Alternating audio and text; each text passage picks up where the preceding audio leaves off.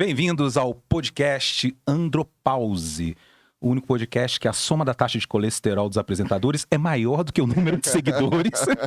Cada vez ele piora mais a nossa situação. E os apresentadores são da época que 1 litro de Coca-Cola dava para toda a família no almoço de domingo. Vocês lembram disso, né? Eu sou André Anderson. E Adriano Cabral. E hoje nós estamos aqui com José Augusto de Alencar Moreira, doutor Alencar. Uma presença ilustre hoje. Psicólogo, presença ilustre, para a gente conversar sobre sexualidade e outras várias questões, né, da vida. E seja muito bem-vindo, Alencar. Seja muito bem-vindo, mestre. Muito bem-vindo mesmo. Tá bom, é um prazer estar aqui, poder conversar com vocês e ajudar, de repente, as pessoas a verem a vida de uma maneira mais positiva. Não, com certeza. Quando o convite, né, pro Alencar foi feito por meio de um grande amigo, Rodrigo, um amigo e irmão, Rodrigo Moreira. Um grande abraço, Rodrigo. E a ideia era, conversa com o meu tio, porque ele é psicólogo especializado em sexologia. Né? Teve coluna no jornal sobre... beleza, Rodrigo, acho que é uma boa ideia. Conta um pouquinho a história dele. 81 anos, terapeuta ativo, né? Teve 4 vezes na Antártida. A gente só não sabia essa história dele, né? Eu falei, vamos corrigir. Antártica. Antártica. O local. Não é Antártida. Então é Antártica mesmo. Antártica. É o nome correto. Muitas vezes há esse engano de se chamar Antártida. É Antártica. Antártida veio... Veio de Atlântida. E é uma maneira de se chamar. A Argentina chama de Atlântida e o Uruguai. Todos os demais países usam Antártica, inclusive o Chile. A ideia é antiártico. Antiártico. Antiártico. Não, e 4 vezes lá na Antártica, eu falei, não dá para falar só sobre sexo, não. Não dá. Mas vamos falar. Sim. Vamos falar profundamente aqui. Com uma aqui. experiência de vida dessa, mas a gente tem muita coisa para explorar, né? Não, tem que falar sobre viver, né? Claro, tem que falar sobre viver e como viver bem e chegar aos 81. Eu tava brincando aqui que se eu chegar aos 60, igual a Alencar, eu tô feliz. Né? E ele com 81, aí atuante, ativo. Que bacana, Alencar. E essa, pronto, Antártica. Como é que foi? Como é que começou? Você era militar da Marinha, né? Como é que começou essa história? A história é relativamente longa, né? Porque, na realidade, na Marinha, nós temos, depois de escola naval, depois de passar um tempo no navio, a gente tem que optar por uma especialização, né? E eu me especializei dentro da aviação. Eu sou aviador naval, né? E a aviação naval me fez interessante me preocupar mais com a parte psicológica do aprendizado de voo, porque eu me tornei instrutor de voo. Uhum. E isso acabou me levando para a psicologia.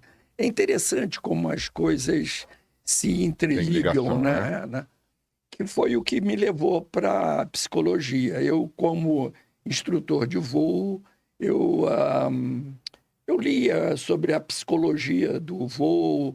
O aluno de voo que não estiver bem psicologicamente, ele demora mais a aprender a voar e tudo. Num dado momento, eu pensei, poxa, o que eu vou fazer depois da Marinha? E aí resolvi fazer o curso de psicologia ainda dentro da Marinha.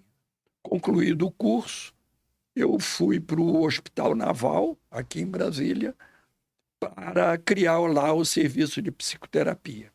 E aí comecei a trabalhar como psicólogo dentro da Marinha e também em consultório particular. Alencar, mas só para a gente se situar, você entrou na Marinha nos idos de que anos ali, em que momento? Em 61. 61 que você entrou? 61. Com 18 anos, não foi isso? Com 18 anos, né? Eu entrei para a Marinha e é interessante porque, na realidade, eu não pensava em entrar para a Marinha. Na realidade, eu pensava em ser arquiteto.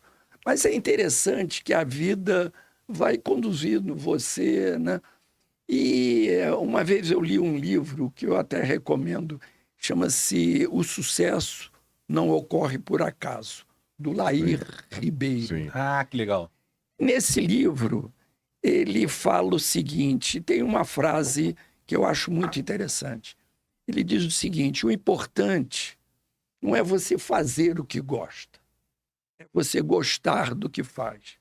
Parece um mero jogo de palavras, mas, na realidade, a maioria das pessoas não escolheu atuar naquela profissão que a vida foi empurrando ela. Eu queria ser arquiteto, fui para a Marinha. Ora, se eu fui para a Marinha, eu tinha que ir para um navio. Mas, ao invés, dentro do navio, eu resolvo voar. Ora, se eu quero voar, vai para a aeronáutica, cara. Mas não, eu fui ser aviador naval. Como instrutor de voo, eu me preocupava com a parte psicológica. E num dado momento, quando eu pensei, o que eu vou fazer depois da Marinha? Claro que eu vou fazer arquitetura, eu sempre quis fazer arquitetura. Aí uma vozinha lá atrás falou assim, arquitetura ou psicologia? E é interessante que a vida vai dando os caminhos, né?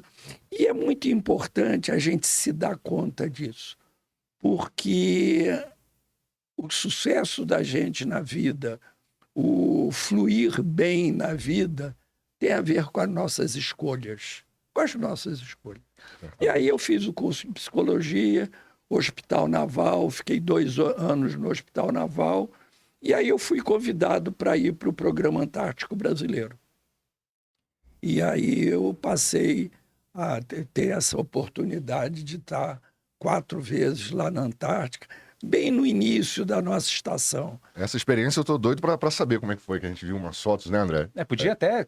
Vamos ver essas fotos agora? Agora vamos fazer suspense. Então, vamos deixar ele contar primeiro, porque a gente já se divertiu muito com essas fotos, né? Mas como é que foi essa experiência lá? Né? Foram 4 expedições? 4 vezes que eu fui. A primeira vez, por conta de eu ser aviador, né? Eu fui testar o voo de um helicóptero lá. A gente ainda estava muito... A gente estava aprendendo a viver no gelo. O Brasil começou a participar dessas expedições a partir de que ano? Foi em 1983, né? E onde o Brasil entrou para o SCAR, que é o Scientific Committee for Antarctic Research. E aí o Brasil precisava ter uma estação lá na Antártica. Criticou-se muito na época o fato do Brasil estar se envolvendo com a Antártica. O custo da primeira expedição antártica foi o custo do passe do Zico para o Udinese. Quer dizer, na época o Zico tinha ido para o Udinese. Sim. Então não é possível que o Brasil não possa pagar isso para ter a presença na Antártica. Porque o Tratado da Antártica, o Tratado Internacional, quem não entrasse naquele momento perderia o direito de ser um membro do Tratado da Antártica. Isso. E Alencar, e a importância de um país estar lá na Antártica? Principalmente o Brasil, por causa da proximidade. Com a posição no hemisfério sul, tão próximo da Antártica, né? Se Estados Unidos, Inglaterra, Rússia, França têm interesse na Antártica, todos eles do hemisfério norte, por que não nós no hemisfério sul? Que é a capacidade de pesquisa, né? Que claro, é muito e grande o Brasil lá, né? tem um renome internacional extraordinário em relação ao trato com o meio ambiente. A minha comissão de inverno foi muito elogiada pelo Greenpeace. O Greenpeace fez um relatório elogiando muito a nossa estação, a presença do Brasil na Antártica. E você sabe que o Alencar deu carona pro Amir Klink, né? Imagina. Vamos te falar, é muita experiência. O Amir Klink, ele tinha feito aquela travessia do Atlântico a remo, né? E ele solicitou à Marinha, ele já planejava de ir à Antártica, ele solicitou à Marinha de ir à Antártica e na minha segunda ida à Antártica, eu acabei levando ele para o navio. Tem uma história que o Amir Klink ele conta, né, nas palestras dele, que eu acho uma sensacional, de uma metáfora em relação à vida, né? Ele conta que ele buscava, né, para fazer essa travessia, um um barco, né? Alguma coisa, um caiaque que não virasse, né? Que não virasse, porque era a maioria dos acidentes que tinham, né? Que as pessoas não conseguiam fazer essa travessia porque virava, o cara afogava e às vezes o barco, o caiaque chegava sozinho no destino, né? E aí, inclusive, é aí que ele teve a sacada de seguir a questão lá do fluxo, né? Mas aí um professor dele de engenharia naval falou, rapaz, mas que besteira, você tem que fazer um barco que vire e que saiba desvirar, né? E aí ele faz essa analogia com a vida, né? Sim, de que, olha, não pense que você vai passar pela vida e não vai capotar. Os percalços vão aparecer, então, né? você ficar tentando lidar com a vida sem cair, não vai ter jeito, porque a vida é isso, né? Mas aprenda a levantar, aprenda a desvirar. Eu nunca esqueci isso, Alencar. O Amir Klink, ele é genial, ele é genial. Eu lembro de conversando com ele, né? Eu disse, mas vem cá, Amir, você às vezes não conversava sozinho? Disse, claro, Alencar, eu falava toda hora, eu falava sozinho comigo mesmo. Né? Fazer uma travessia dessa, né? Totalmente sozinho é uma coisa... E aí é o preparo psicológico, né? Claro. Inclusive, Alencar, você nessas suas expedições lá na Antártica, algumas vezes você chefiou, né? E eu fico imaginando, a que teve mais tempo foram quantos meses? 9 meses. 9 meses. Então fico imaginando pessoas confinadas, estão confinadas durante 9 meses. Se elas próprias não têm uma estrutura psicológica, ou então não tenham um comando ali, uma liderança para preservar psicologicamente esse ambiente, deve ser muito complicado, né? A chefia em situação de confinamento é bem mais complicada, né? A Marinha, para minimizar esse tipo de situação, esse tipo de problema, ela faz um teste psicotécnico com todos os militares que vão para a estação. Porque a estação tem 2 grupos. Tem o grupo dos militares da Marinha, que são encarregados de manter a estação, de administrar a estação, para permitir um trabalho tranquilo dos pesquisadores, né? E tem o grupo dos pesquisadores, né? Os pesquisadores, eles estão lá na Antártica em decorrência das suas pesquisas. Eles não sofrem um processo de escolher se ele está adequado psicologicamente para ir ou não. Então, a gente tem que aceitar, né? E os tripulantes de navio, na minha chefia de verão, de 86 para 87, eu tive um caso lá que foi muito interessante, de um taifeiro do professor Besnar. O professor Besnar era um navio da Universidade de São Paulo que ia à Antártica. E na véspera do navio suspender para a Antártica, o professor Besnar, eles estavam com falta de um taifeiro. E chegou esse taifeiro lá, eles botaram o taifeiro lá para o primeiro que passou é você. Exato. Que vai. E ele não era bom da bola, coitado. E ele no navio, ele começou a se sentir perseguido pelo imediato do navio, do professor Besnar. E isso... Porque a função do imediato do navio é o da dona de casa, né? De exigir, manter a ordem, fazer... E ele estava se sentindo perseguido, achando que o imediato queria matar ele. Essa coisa é uma coisa séria. Tipo a gente com a esposa, às vezes, dentro de casa, né? Isso com quanto tempo de expedição? Quanto... Foi na ida de Santos. O professor Besnar saiu de Santos, lá para a Antártica. Então, já no iníciozinho da... No início. Chegando lá na Antártica, eu sempre convidava o pessoal dos navios para descer, jogar um futebol. Eu criei lá um campinho de futebol lá, era o Ferradão.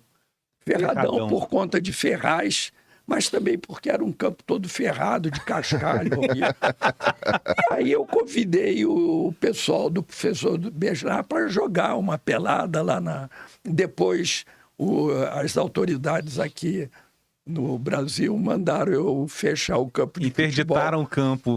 Por conta do medo de alguém se machucar, alguma fratura e tudo. Bem, aí veio o pessoal do Besnar e veio o taifeiro também, né? Lá na Antártica, as tempestades são muito frequentes, muito frequentes. E aí sobreveio uma tempestade muito forte e não deu para o pessoal voltar para o navio deles. E aí eles hospedaram-se lá na nossa estação, dormiram onde era possível dormir e tudo.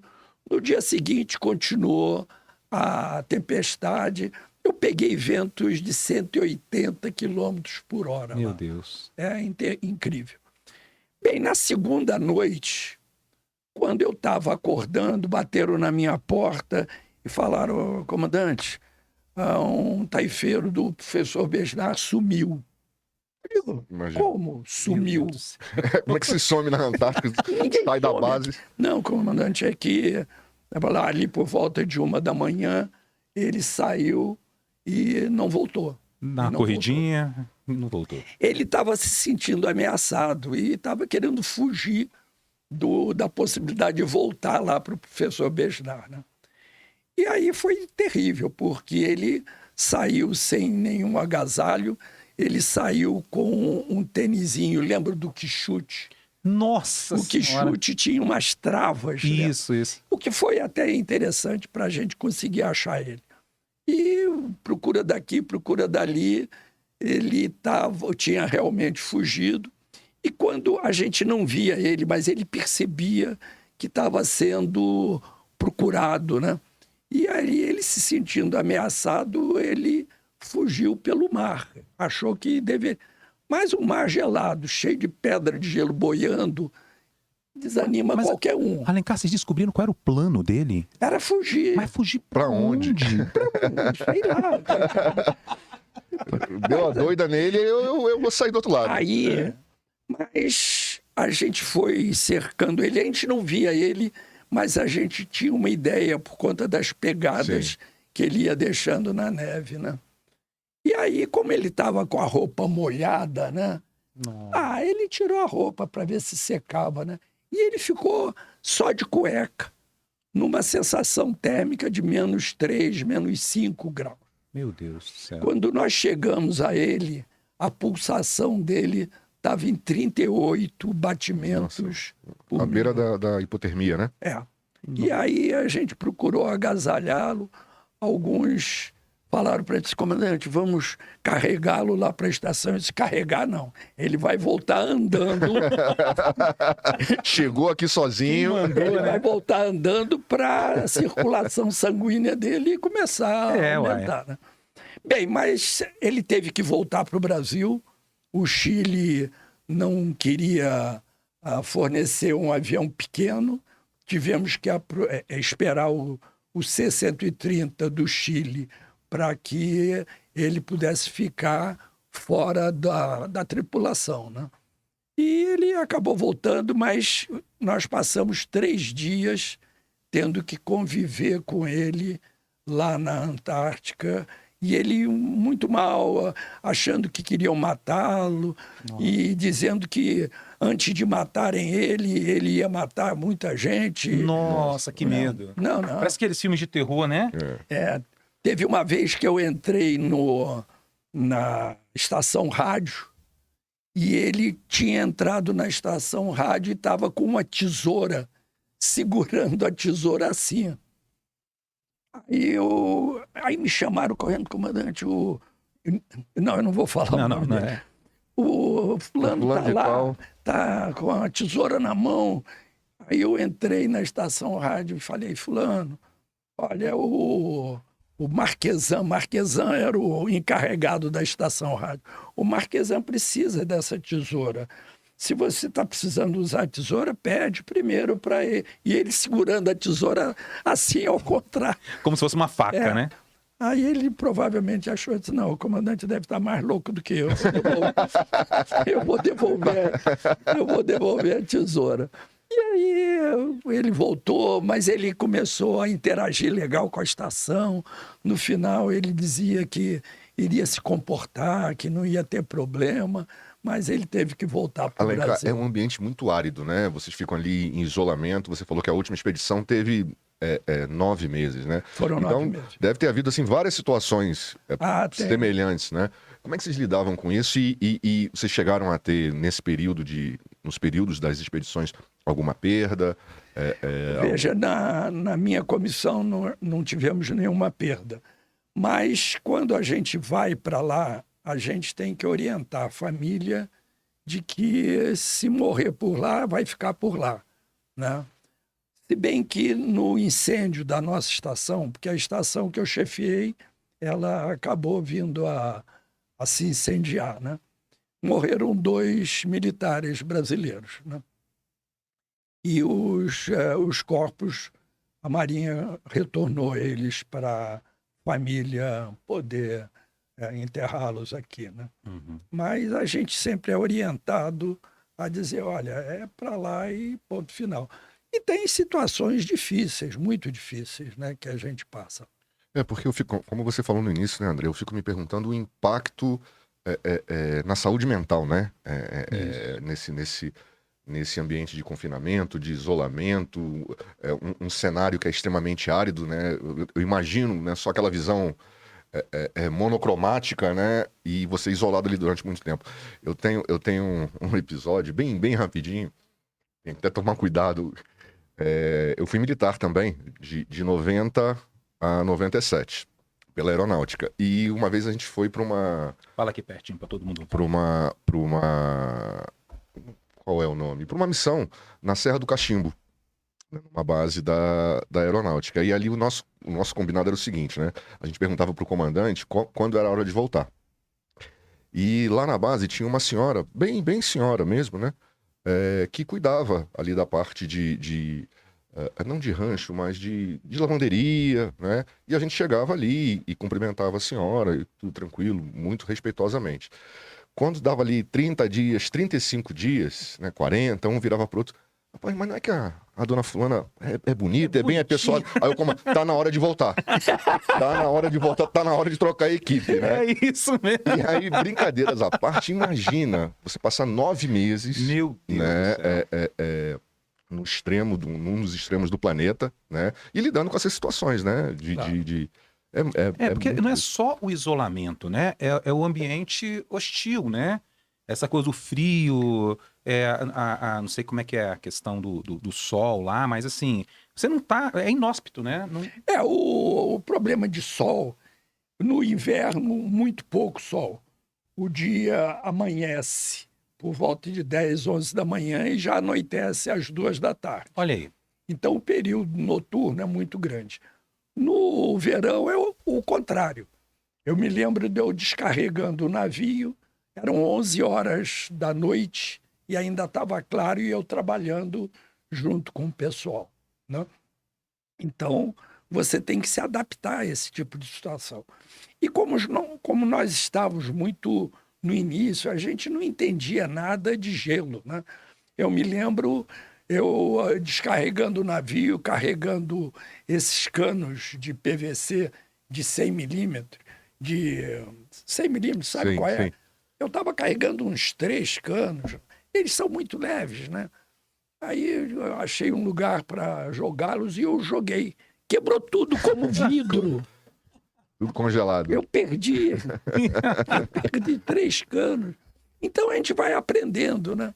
Aí nessa hora que ele diz, cadê o taifeiro para botar a culpa nele? Então é interessante que hoje não. Hoje nós estamos lá desde daquela época, né? Desde a década de 80 e já estamos há muito tempo lá. E a nova estação é espetacular, né? Podemos virar os Eu acho que agora vale a pena. Ô, Gabriel, se puder colocar pra gente, amigo. Olha aí. Olha só que bacana. Essa daí... Aí a estação, já no início do inverno. Ali no fundo, o iceberg que entrou e está encalhado. A parte para cima é pequena, mas para baixo tem cerca de mais 8 vezes. Aí a estação bem coberta de neve, a antiga, né? Aí eu, agachado, Essa daí é a equipe que estava, uma das equipes, né? isso foi, mas não foi na minha chefia, foi na ida. Aí era um time contra, Brasil e Polônia. Para jogar lá no Foram jogar lá no Ferradão. no Ferradão. É. E aí nós jogando. Ó, vocês podem ver que o campo era bem ferrado mesmo. Eles bebiam muito, né? E muitas vezes jogavam já tendo bebido alguma coisinha, né? Então eles tinham direito a ter 2 goleiros. Mas, Eles vinham em dobro, né? mas eles perdem. Aí foi quando eu fui fazer o voo. Eu sou o que está ali à esquerda, antes de entrar no helicóptero. Que maravilha. Acho que tem mais aí, né, Gabriel? Deu pausa? Ah, olha aí. Aí já dentro do helicóptero, um esquilo. Aí já sobrevoando ao fundo, lá embaixo, o Barão de Tefé. O helicóptero é o transporte mais O helicóptero apropriado, né? é muito importante lá na Antártica, muito, muito. Aí eu em cima de uma Olha pedra só. de gelo. Olha o surf com a pedra de gelo. Aí é uma escua, que é uma ave de rapina. Olha o nível da neve do lado de fora da estação. Você tinha falado qual é a temperatura e qual é a sensação térmica lá? Varia, né? No verão fica em torno de 0 graus. De dia um pouquinho acima de 0 graus e de noite um pouquinho abaixo de 0 graus. Uhum. E no inverno aí desce, né? Cai muito, né? Cai muito. Ai, muito. Aí eu botando É porque tem uma navio foto mais à dentro de frente garrafa. que a gente vai ver que... Aí a Achei evolução demais. da barba, eu não podia perder a oportunidade de deixar a barba crescer. 2 semanas de barba. É o ato de liberdade, né? Não fazer a barba. Aí mais uma semana. Daí. Aí só. Ali já tá ficando mais à vontade, já, né? É. Olha aí. E não penteava o cabelo também, Alencar? Não. O cabelo foi crescendo e eu tive... Rapaz, isso é um sonho.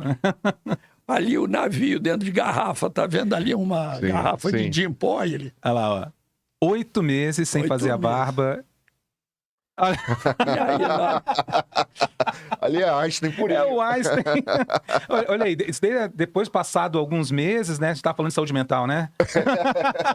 É o resultado da expedição. Olha aí, ó. daí eu na base do Chile, uma solenidade lá. E Essa aí, foto aí é maravilhosa. Para não perder o hábito, eu fui tomar um outro banho de mar. Essa foto é maravilhosa. Qual era a temperatura aí?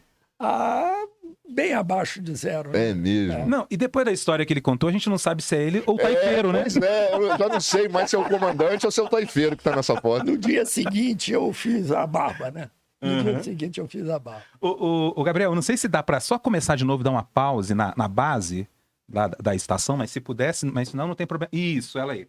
Aí eu não consegui escanear a foto. Gente, eu só dou trabalho pro Gabriel. Gabriel, se você puder aqui chegar perto, eu vou tentar ajudar no reflexo aqui. Que essa aqui é a base nova.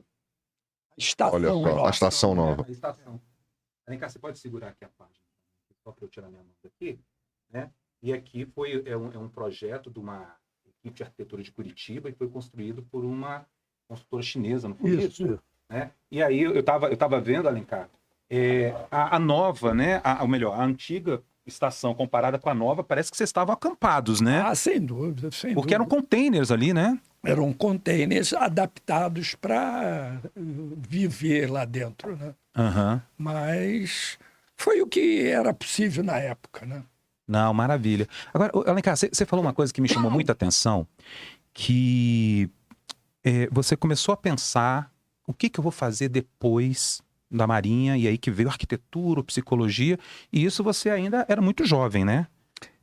Você ainda era muito jovem, então, ou seja, você já estava pensando no depois. Então, assim, parar, que você é terapeuta atuante, né? Você atende até hoje, 81 anos, né? Então, parar De jeito nenhum. nunca esteve nos planos. Nunca. Eu acho que é importante você se dar conta que você tem que ter uma atividade, projeto. Atualmente, eu, além de atuar em consultório como psicoterapeuta, eu também fabrico relógio de sol. Olha. entende? Olha só. E é um hobby que eu gosto. O primeiro relógio sol eu instalei lá na nossa estação e peguei o jeito e eu instalo relógio de sol. Ontem eu instalei um e a pessoa, o dono da casa que eu estava instalando, né, ele estava achando interessante. Eu, com 81 anos, ele disse, não, você não trouxe nenhum empregado aí, não, para ajudar? Eu disse, não, eu dou conta de fazer o que tem que ser feito, né? Então, eu acho importante a gente se dar conta de que a nossa potencialidade é muito maior do que a gente pode imaginar, né? De você estar sempre procurando andar para frente, olhando pouco para trás, né? Porque o que importa é o que está lá na frente. Essa mensagem pra gente que é fundamental, né, André? E, assim, pra a gente conversa, toda vez que a gente pensa num convidado pra gente bater esse papo, a gente vai, né, reúne material, né, pra entender qual é o assunto que a gente vai tratar, né? E aí a gente assistiu 2 documentários, o Envelhecência e Além do Aposento. Além do Aposento. Né? Assistam, gente, tá no YouTube, completo, fantástico, inspirador. Maravilhoso. E os 2 tratam exatamente disso, né? Com abordagens um pouquinho diferentes, mas eles dizem o seguinte: a nossa expectativa de vida mudou muito, né? Muito demais. Então, se nós pensássemos há 40, 50 anos atrás, isso tem a ver com o tal do estigma da aposentadoria, que é o que eu queria, né? Eu terminava meus estudos, arrumava um trabalho, um emprego, ia trabalhar durante 30 anos e ia me aposentar. E aí ia para a cadeira de balanço, ia cuidar dos netos, né? Só que a longevidade aumentou muito.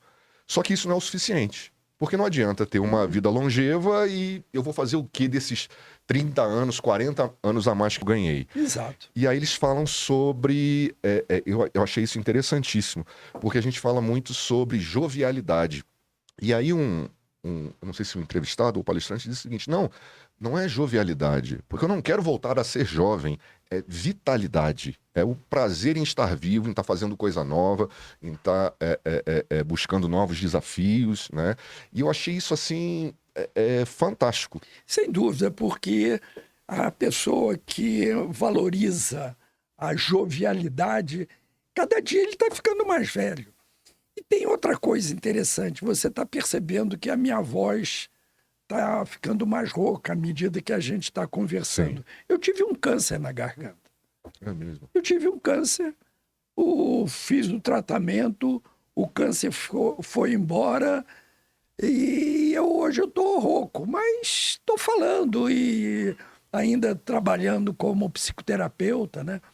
E a gente poder perceber que essas pedras no nosso caminho não são para interromper a nossa caminhada, são para nos dar a sacação do que eu tenho que fazer para ultrapassar essas pedras, essas dificuldades.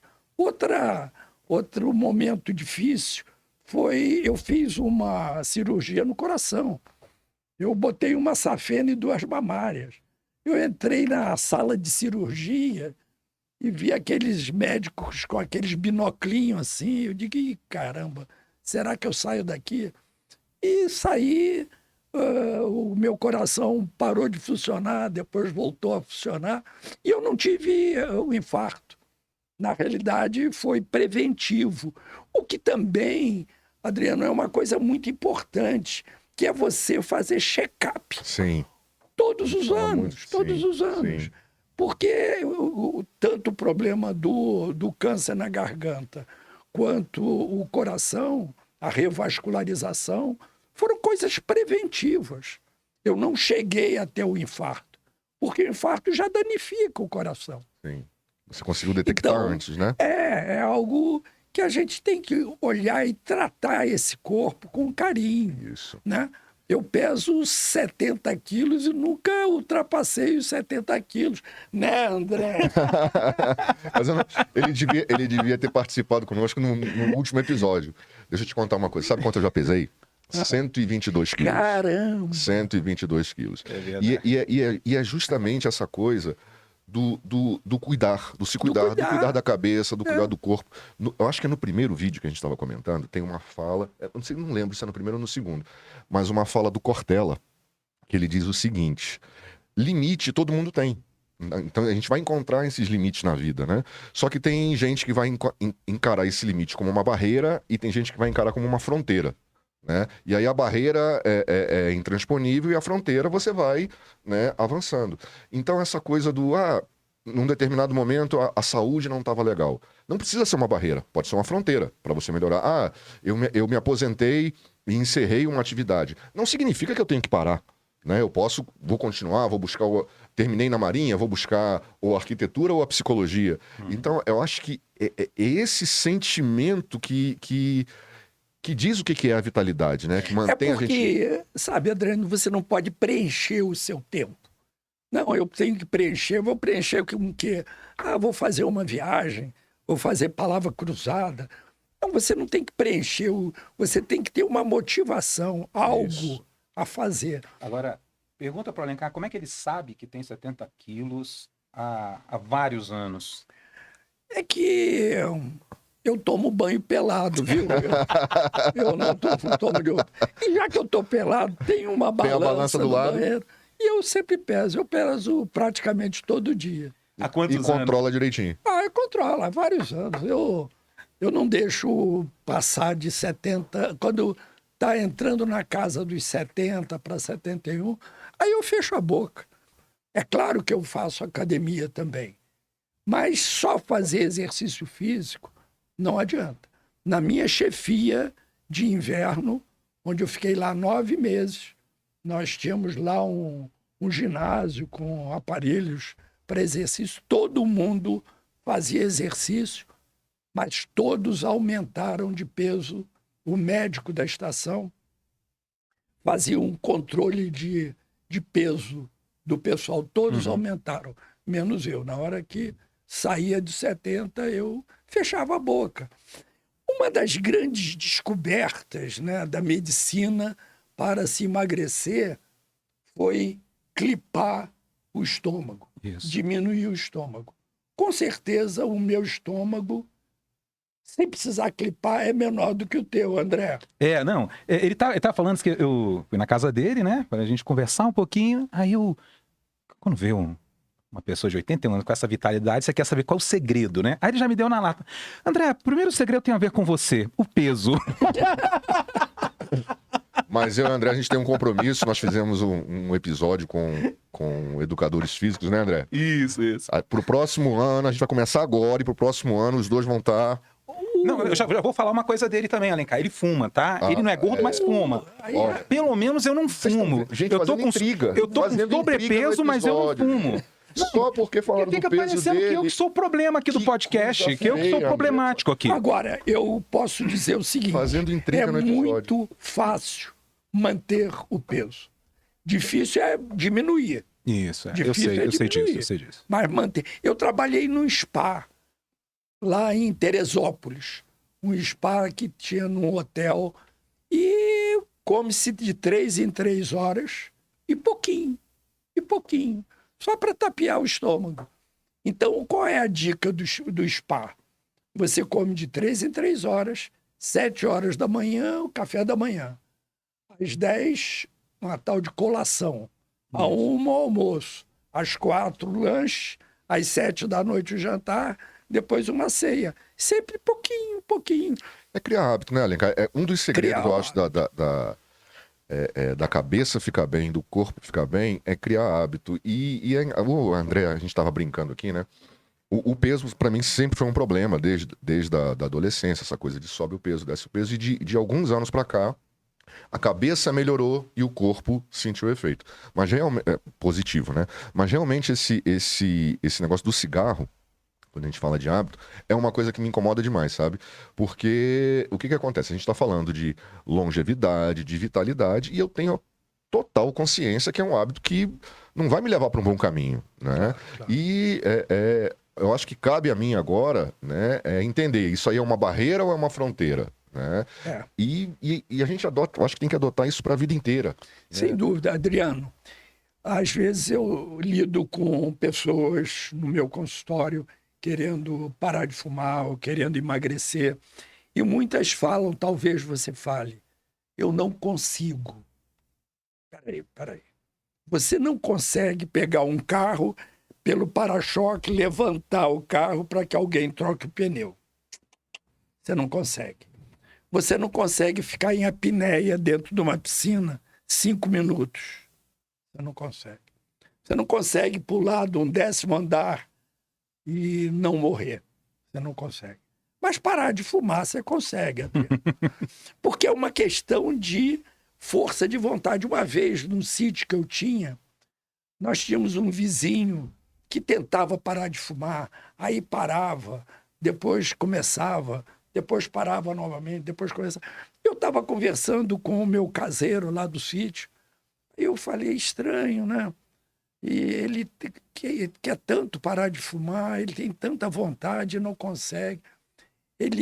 O rapaz humilde, né, o meu caseiro, falou assim, sabe o que é, comandante? É que ele tem vontade, ele não tem força de vontade. Eu disse, que sabedoria. Então, é isso. Vontade. Consegue sim. Sim, eu tenho um caso interessante de fumar lá na Antártica. Na chefia minha de inverno, nós éramos 12 pessoas.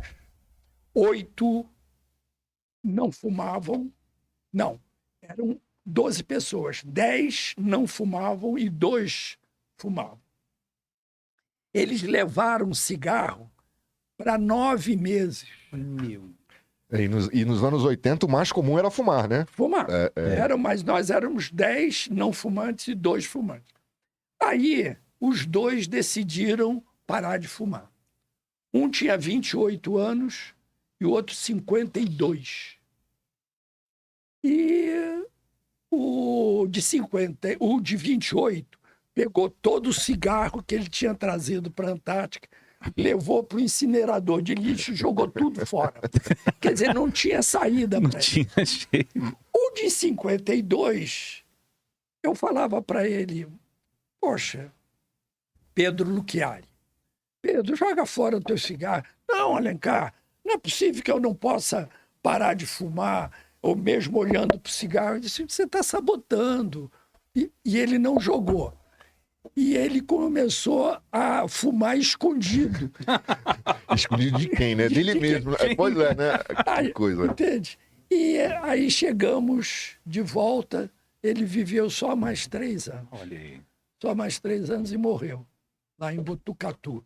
Então, é possível. É. Agora, tem que fazer do jeito que o Bonini, o de 28 anos, fez. Joga o cigarro fora. Né? Então, romper esse laço mesmo. Eu já fumei. Eu, quando voava lá nos Estados Unidos, fazendo curso de piloto, eu fumava. E era muito difícil parar de fumar. Porque quem nunca fumou... Você já fumou, André? Não, nunca fumei. Quem nunca fumou não tem consciência de quanto o cigarro é companheiro. Né? Não, mas eu imagino. A gente associa várias coisas, né? Associa... se você está bem, você fuma pelo prazer de estar bem. Se você está mal, você fuma porque é um companheiro para sua reflexão. É complicado. Mas, Alencar, você falou uma coisa que me chamou muita atenção, da questão de não preencher o tempo, né? Mas eu fico pensando que para a gente gostar, né? Gostar de viver bem, você tem que estar motivado, apaixonado por alguma coisa, ou curioso, né? Curioso sobre a vida. Eu tenho o prazer de conhecer um dos seus irmãos, o Eduardo, né? Uhum. O Eduardo, que eu sou muito fã, se estiver assistindo aí, um beijo, Eduardo, pai do Rodrigo. E me impressiona, aí até para perguntar se é uma coisa de família, porque me impressiona como ele se interessa pelas coisas. O Eduardo, ele faz o seguinte, né? Ele já está na casa de 60, né? O Eduardo. Ele tem 11 anos menos do que eu. Isso, então, olha aí, perto dos 70 anos, exatamente, 70 anos. E aí o Rodrigo começou a fotografar, né? Tirar foto, tal, tudo, e o Eduardo achou aquilo interessante. Em 3, 4 meses, estava tirando foto melhor do que o Rodrigo.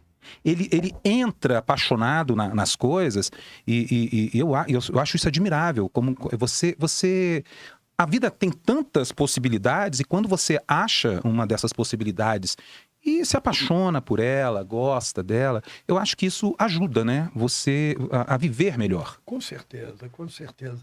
E ter um propósito, né? Você não pode só preencher o tempo por preencher, para o tempo passar. Uhum. Não adianta, o tempo não passa.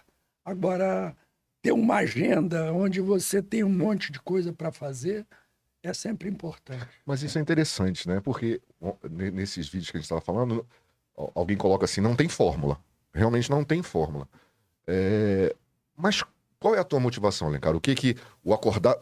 quando você acorda de manhã, você acorda com que ideia? Né? Como é que vai ser o meu dia hoje? Hoje em dia, veja, eu trabalho como psicólogo há 43 anos. Quer dizer, sempre é interessante. Eu aprendo muito com meus clientes. Às vezes eu fico numa dúvida danada de quem é que tem que pagar para quem. Entendeu? Porque eu aprendo muito com meus clientes, né? Mas hoje em dia o que me dá muita curiosidade de fazer é o relógio de sol, né? A história do relógio de sol é interessante porque eu aprendi a fabricar um relógio de sol, né? Eu instalei um lá na Antártica, não era um relógio de sol meu, era de um artista plástico do Rio de Janeiro, Oscar Tecídio. E passou o tempo e eu, uma vez viajando, passando em Tiradentes, eu vi um relógio de sol em pedra-sabão. E aí eu percebi que talvez eu conseguisse fazer em pedra-sabão. Passei em Ouro Preto e consegui um artesão lá que inicia a fabricação do relógio de sol, Sim. na parte de trabalhar a pedra-sabão, né?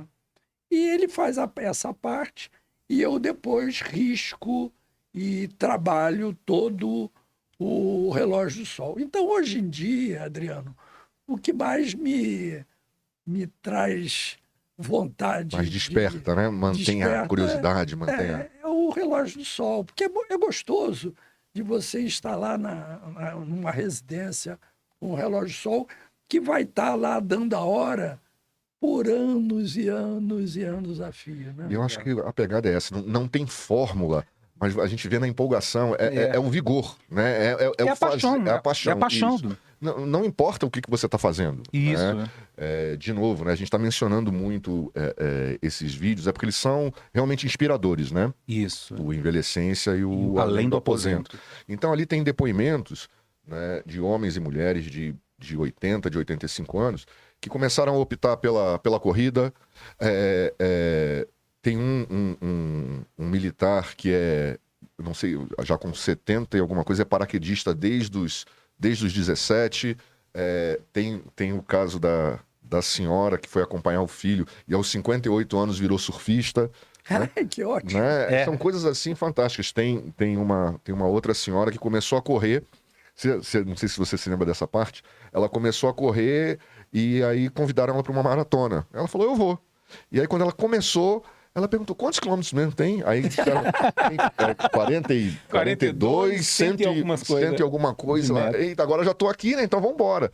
Então é a paixão, né? É o vigor por fazer as coisas. Né? Isso aí é fantástico. E essa questão que você falou aí dessa senhora, tem uma coisa também que ela falou que eu achei muito importante, as relações. Né? O poder das relações para ajudar nessa qualidade de vida, os relacionamentos, né? As conexões que você faz, né? Não só com parceiro, parceira, mas com amigos.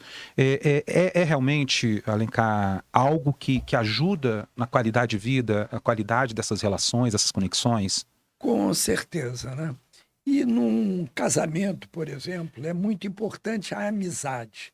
Quer dizer, é claro que a sexualidade é importante, talvez seja a primeira coisa que faz atrair um homem a uma mulher e a mulher ao homem, mas só a sexualidade não vai manter aquele casal, aquele pique daquele casal. A amizade, a cumplicidade, ela é essencial. E isso perdura, né? é evidente que o impulso sexual, o pico sexual, vai diminuindo ao longo do tempo.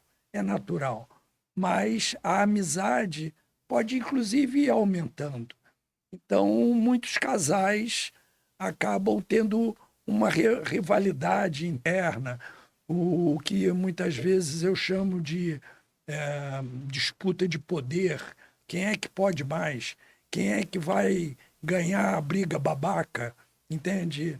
Sim, E sim. aí é horrível, é horrível.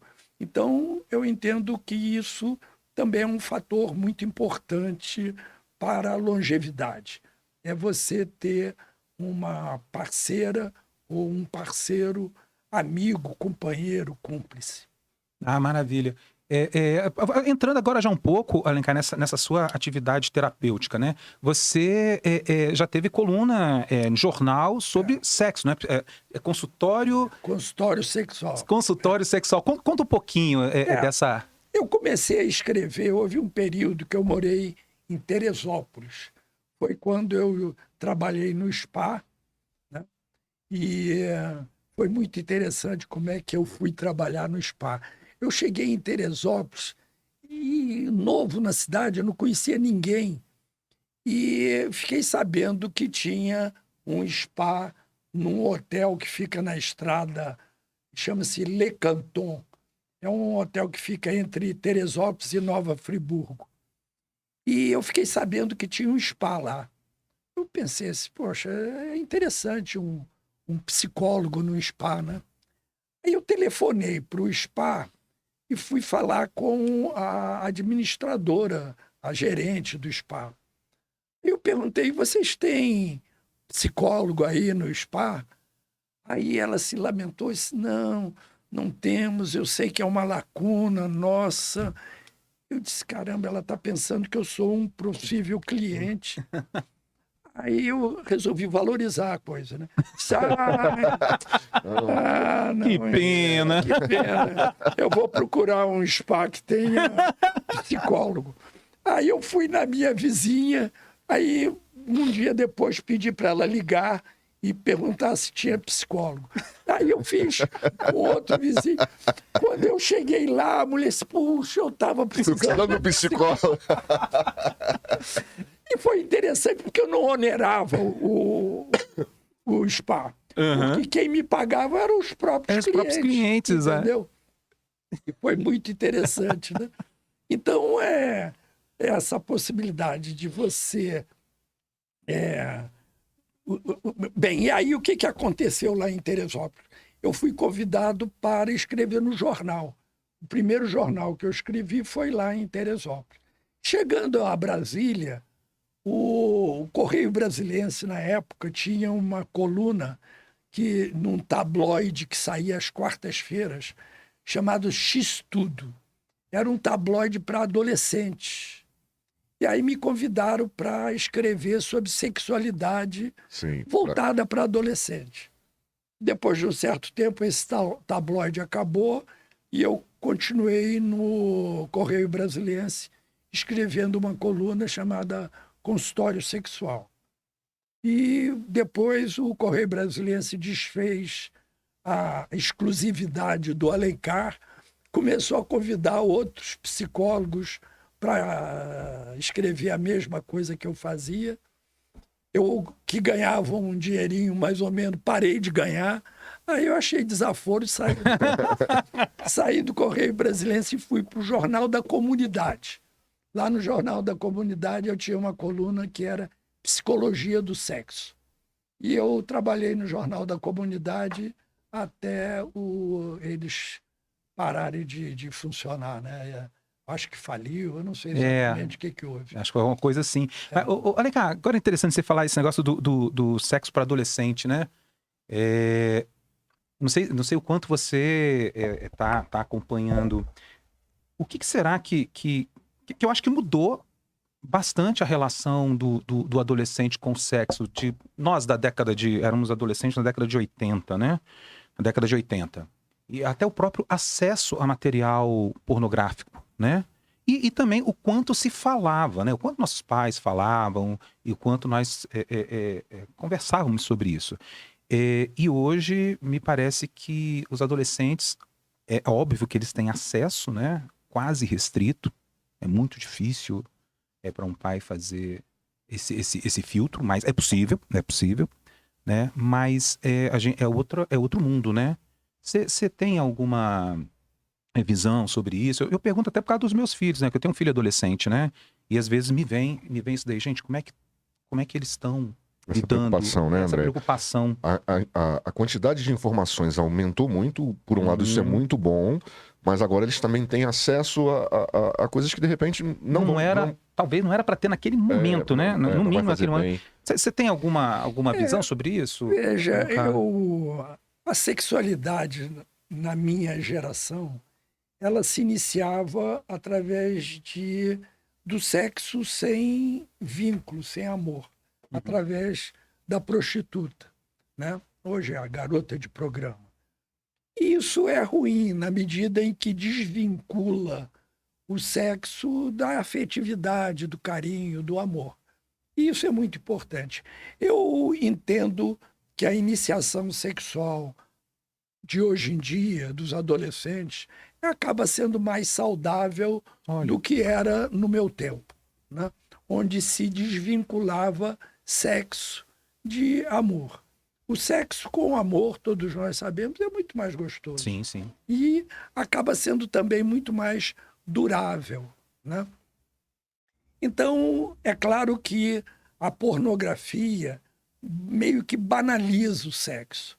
E banalizar o sexo também não é legal. Mas também imaginar que o sexo não exista e procurar manter a virgindade, digamos assim, do adolescente sine die, aí não é por aí também, porque acaba sendo uma distorção. Porque qualquer mamífero, qualquer animal vai precisar ter esse contato impulso, sexual. Sim, tem esse impulso. sexual, a pulsão Esse impulso. Então, eu acho que hoje em dia os pais devem ter cuidado com a banalização do sexo, com a pornografia, mas não há como impedir uma iniciação sexual muito mais precoce do que foi a minha. Eu tive a minha iniciação sexual aos 13 anos. Acho que no ano anterior eu tinha parado de usar fralda. Aos 13 anos, se eu não transasse, eu não era homem. E aí eu tive um contato sexual com uma prostituta, né? Então, isso daí não tem nada a ver. Eu me lembro desse contato onde eu estava deitado ao lado dela e sobreveio um silêncio horrível. Eu precisava falar alguma coisa. Aí eu falei, tem que ser. Quer dizer, caramba, eu iniciei sexualmente na base do tem que ser. Não é por aí. Não é por aí, né? Então, hoje em dia, eu acho que a iniciação sexual dos jovens é bem mais saudável do que foi a minha. Agora tem que se tomar cuidado com a banalização do sexo, que é ruim. Eu acho que no final das contas, o mundo da informação, mesmo que ele leve, tem esses vieses aí, né? Tem a questão da pornografia, é melhor do que o mundo que a gente vivia. Que você descobria as coisas, né? Você aos 81, a gente aos 50, a diferença de geração, embora o período ali da pré-adolescência, da adolescência tenha essa diferençazinha, mas não foi muito, né? Você aprendia as coisas, você não conversava em casa, você aprendia as coisas no colégio, que eu via um colega comentar, ouvia alguma coisa assim, e você ia imaginando como é que seria, né? E hoje se conversa mais abertamente, é claro, de novo, né? Há ali no ambiente da informação há os excessos, mas ainda assim é tanta informação que fica mais fácil fazer a triagem. Eu acho que eles acabam ficando mais saudáveis do que foi essa iniciação pra gente mesmo, sabe? Sim. Eu penso desse jeito. Agora, Alencar, saindo da adolescência e indo para nossa idade, um Ele pouco tá mais doido pra chegar madura. nesse assunto, né? Não, o Alencar veio para tirar essas dúvidas Ele tá nossas. doido pra chegar na nossa idade. Não, porque algumas coisas acontecem quando você chega na maturidade, né? O nome do programa Andropause, né? É fazendo uma alusão à própria andropausa, que é pouco falada entre os homens. Claro. Né? A gente não conversa tanto sobre isso. Né? Então, e uma coisa que a gente tem que conversar é o seguinte, é um fato. Quando a gente chega mais ou menos nessa idade, alguma coisa no corpo dá uma mudada e a sua potência sexual tem ali algo acontece. Ou é comum não acontecer, talvez não aconteça com todo mundo, né? Pra gente não generalizar. Como é que é isso? Como é que na cabeça do homem, como é que o homem pode entender esse momento? Que alguns desesperam. Uma das coisas ruins para os homens é se preocupar com a atividade sexual, tendo mais em vista o desempenho. Né? Com o aparecimento das pílulas e tudo, tem gente que usa a pílula sem a menor necessidade, porque está mais preocupado com o desempenho. E aí o que acontece? Quando o desempenho vai caindo por conta da idade, isso vai desesperando, porque o mais importante era o desempenho.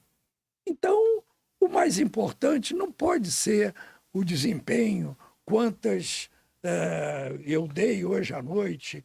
E o mais importante é o momento, é o carinho que está existindo ali. A conexão. Porque na medida em que o homem ou a própria mulher se preocupa mais com o desempenho, na medida que a idade vai chegando, o desempenho vai declinando. E isso preocupa. O envelhecimento é inevitável. É inevitável.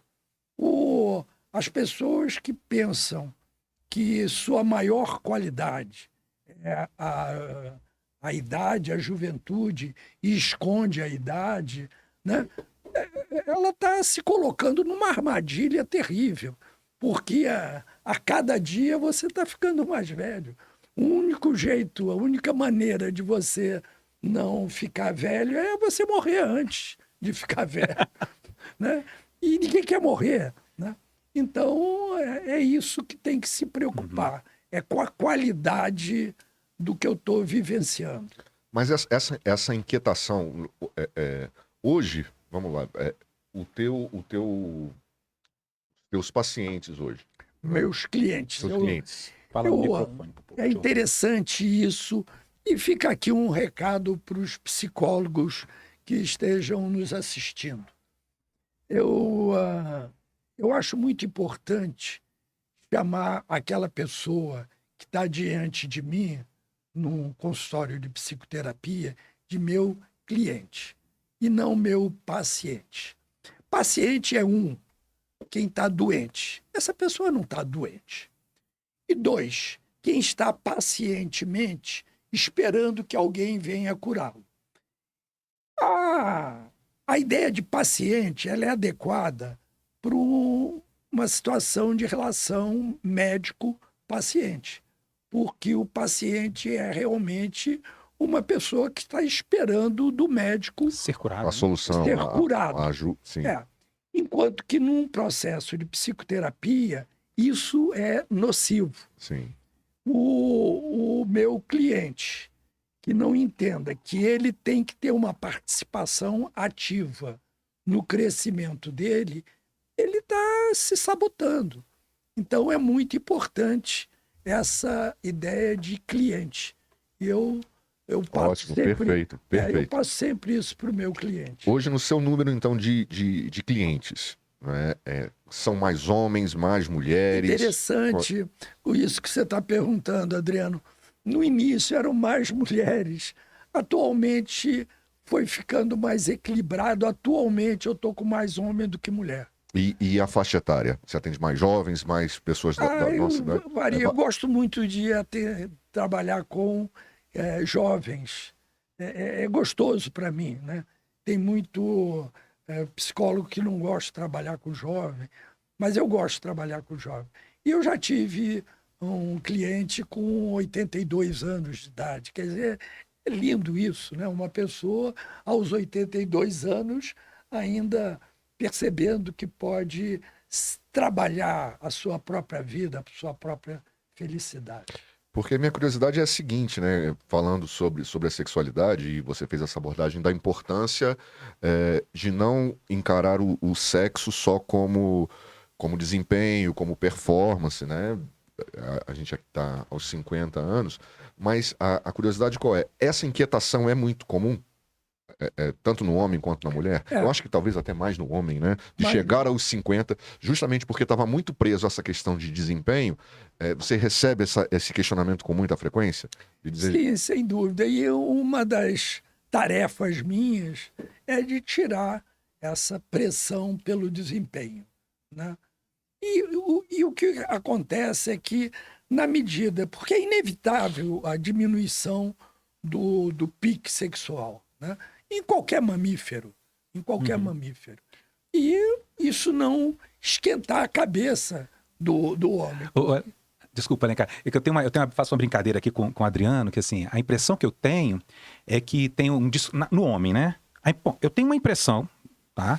De que o homem pensa em sexo durante mais tempo do que a mulher. Mas como eu sou homem, então a impressão minha pode nem Toda ser... vez que ele fala isso, eu me sinto mal, bicho. Só eu que não me... O Alencar, ele tem medo da gente ser cancelado aqui, o podcast. As mulheres ouvirem, vamos cancelar esse podcast. Cancelado. Um outro episódio ele falou sobre isso, né? Não, que o homem pensa em sexo... Mas deixa eu fechar aqui o meu entendimento. Vamos lá. Então, assim, a impressão que eu tenho é que o homem, ele pensa em sexo até 80, 90, 100 anos, quase na mesma intensidade, diminui um pouco. Mas o corpo, ele não acompanha essa manutenção do interesse pelo sexo. É uma impressão que eu tenho. Como eu não sou da área, né? E aí eu brinco que o azulzinho, né, que o pessoal toma, é mais para resolver um conflito de geração interno.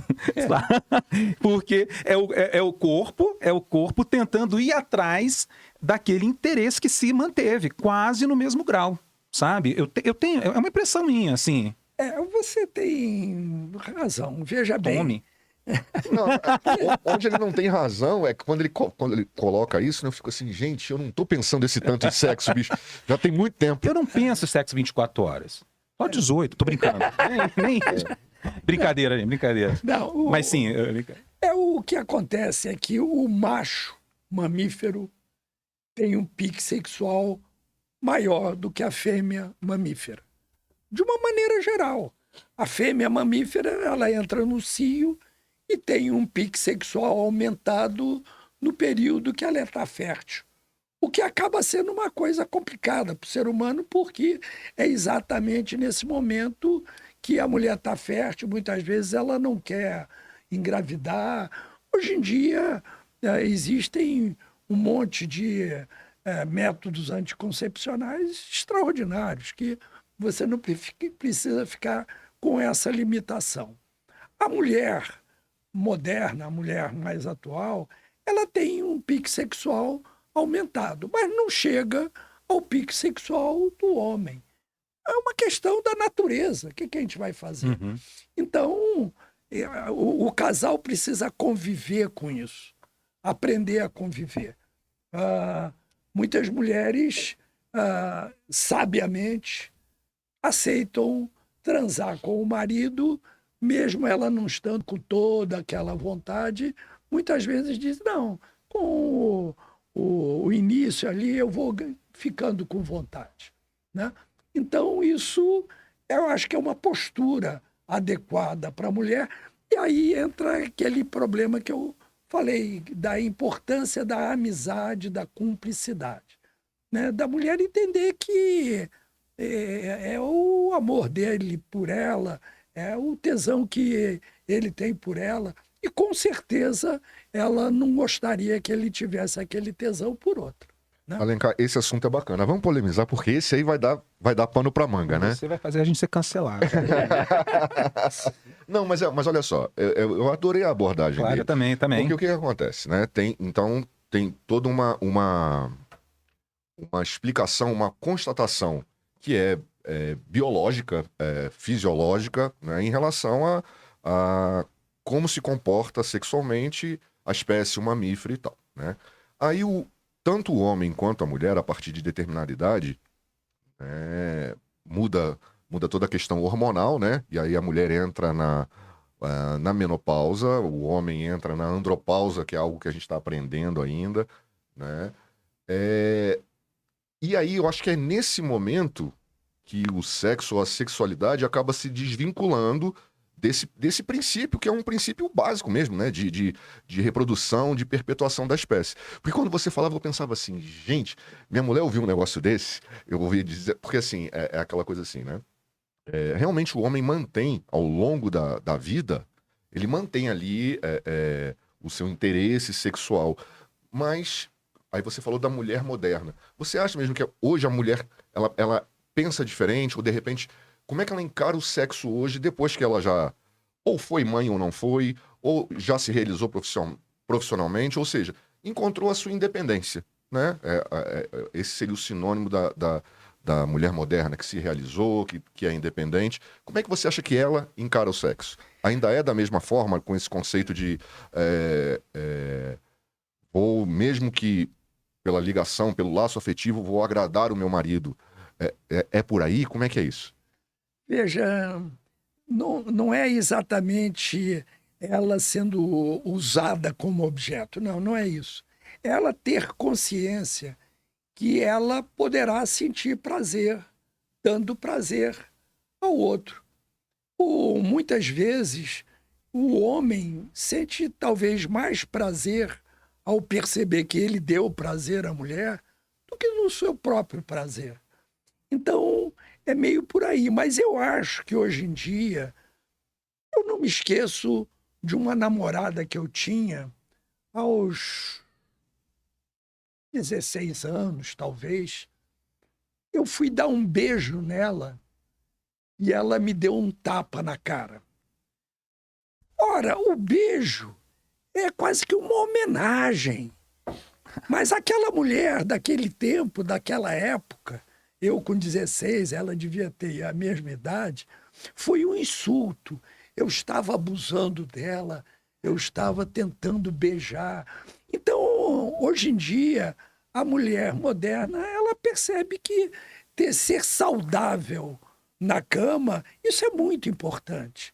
Ela não tem mais aquela ideia pudica de não poder ter interesse pelo sexo, né? Hoje a mulher tem interesse pelo sexo, né? E isso é bom, né? É muito importante. Então, veja bem, uma menina de 16 anos, ao invés de se sentir homenageada por eu querer beijá-la, Se sentiu ofendida. se sentiu ofendida e me deu um tapa na cara. Isso é interessante porque eu estava pensando aqui, né? E aí lembrando de novo dos vídeos lá.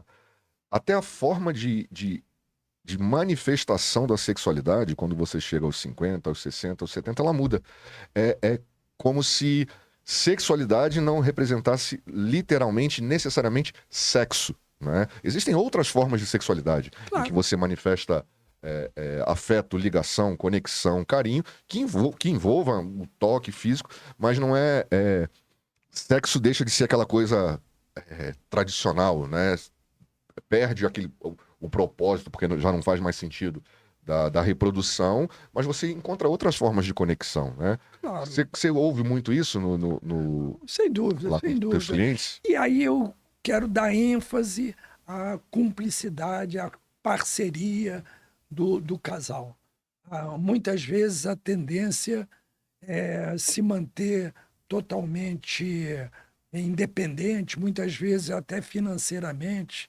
Eu tenho dificuldade de conviver com casais que não têm um caixa único em casa. Para mim é difícil, porque ali é um time, é um time. Então, eu acho importante haver um entendimento de ambos, que como time é tudo de todo mundo. Eu penso desse jeito. Eu sei que muitos casais olham essa questão financeira de uma maneira muito separada, que é o meu dinheiro, é o dinheiro dele. Eu lembro de uma cliente que eu tive, eu Ela tinha uma profissão, eu não vou dizer a profissão dela. Uhum. E o marido também, as coisas eram muito divididas ali. Ele estava devendo a escola das crianças, cabia a ele pagar. Sim. Eram 3 crianças, e ele estava devendo já há 2 meses o colégio das crianças.